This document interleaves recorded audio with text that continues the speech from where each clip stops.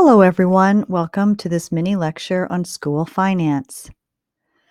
We know that public schooling in the United States is funded by taxpayer dollars. So, in this presentation, we'll be looking at government roles in school funding.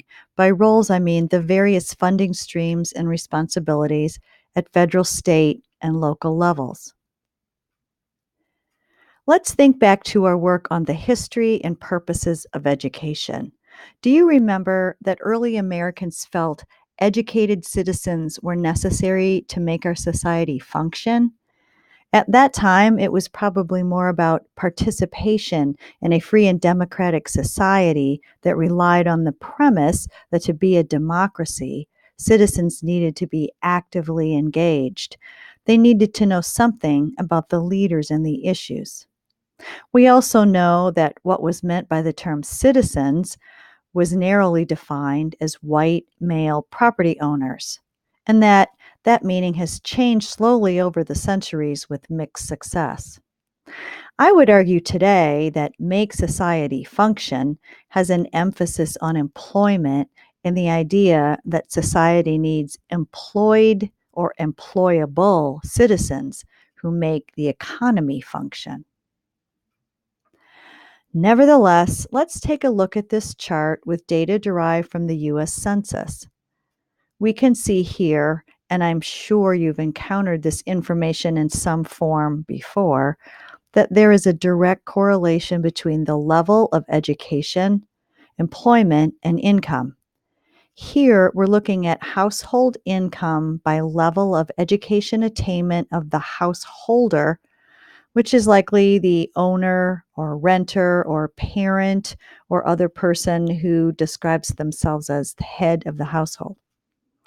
We might infer here that education attainment then affects the whole family or everyone living in the household, including children. Let's return to school funding and consider the federal government's role in education. We have mentioned before that federal issues involve civil rights, access to schooling, and assessments for accountability purposes. Therefore, federal dollars are usually tied to one of these issues. For example, the Elementary and Secondary Education Act of 1965 aimed to end discrimination by race. Later, Title IX U.S. Code aimed to end discrimination based on gender. Federal dollars are often tied to issues of diversity, discrimination, and access. Later, with the passing of No Child Left Behind in 2002, we saw the beginning of the era of accountability. Here, schools were held accountable for the performance of their students, and low performing schools were expected to close the achievement gap or risk losing federal funding. In some, federal dollars allocated to states often come with strict regulations on how they may be spent. This brings us to the state level. States, as you may remember, are focused on issues such as funding formulas, which determine how much financing school districts receive.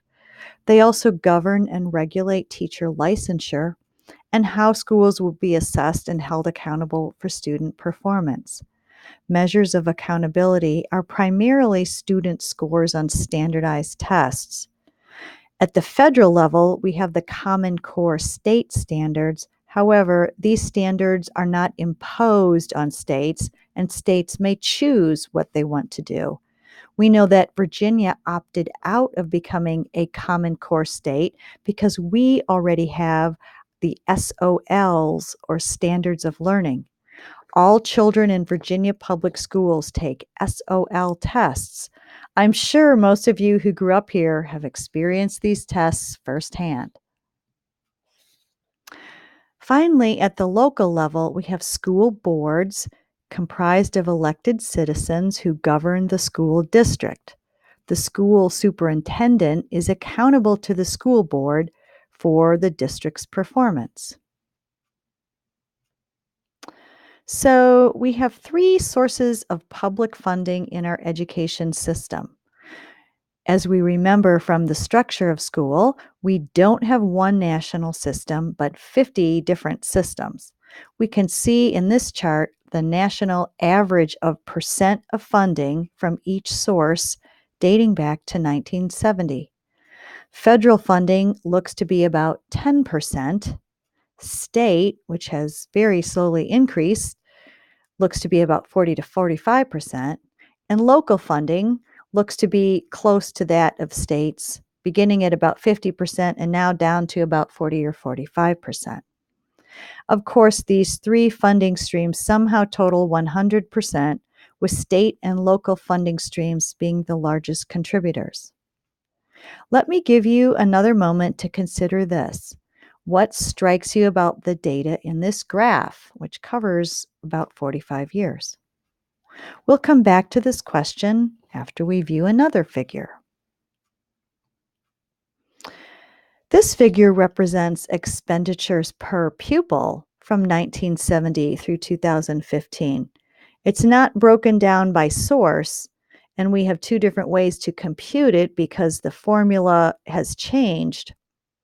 But back in 1970, the cost per pupil averaged less than $1,000, which might be more like $5,000 in 2016 money.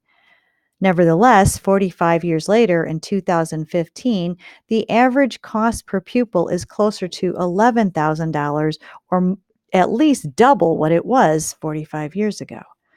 We might speculate some reasons for this increase, but let's step back first and look at the trend in the data. What strikes you about the trend in this graph? I'm going to flip back to the other one for just a moment and then come back. What's the trend here? What's the trend here?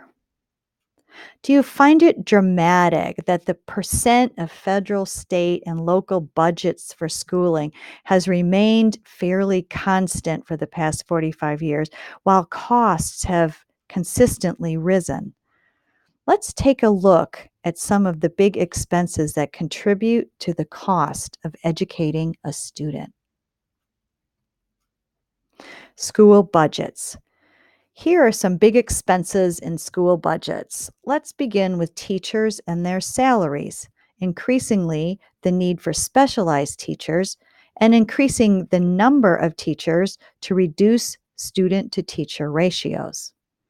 We also know that teacher salaries are not exactly the greatest.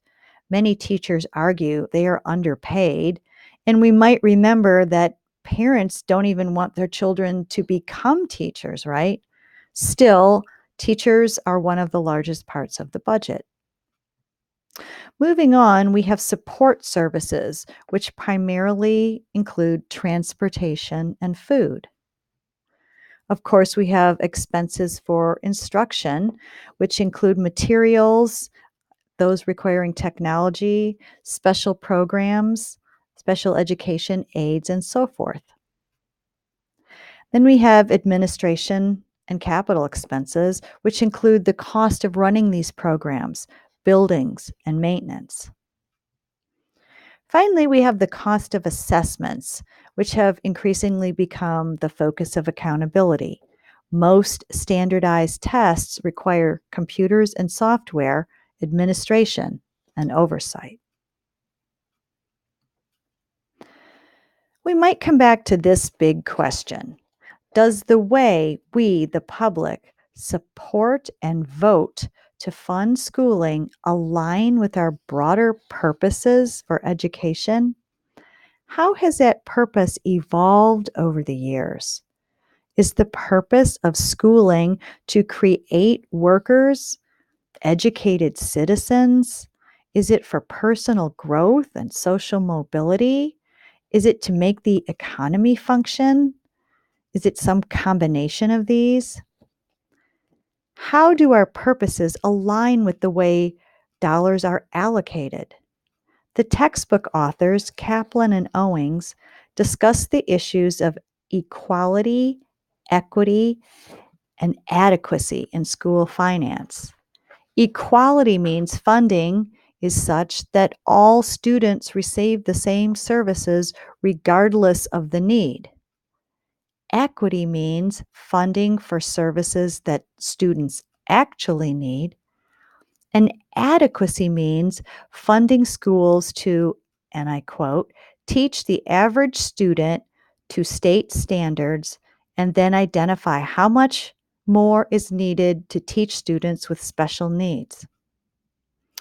Here, adequacy is a fiscal concept that is value driven, meaning that someone or some group must always decide how money is spent. What now? I'm ending this mini lecture, as I often do, or try to do, by raising important questions and then leaving you to do further reading and viewing of content so you can become more informed on the topic.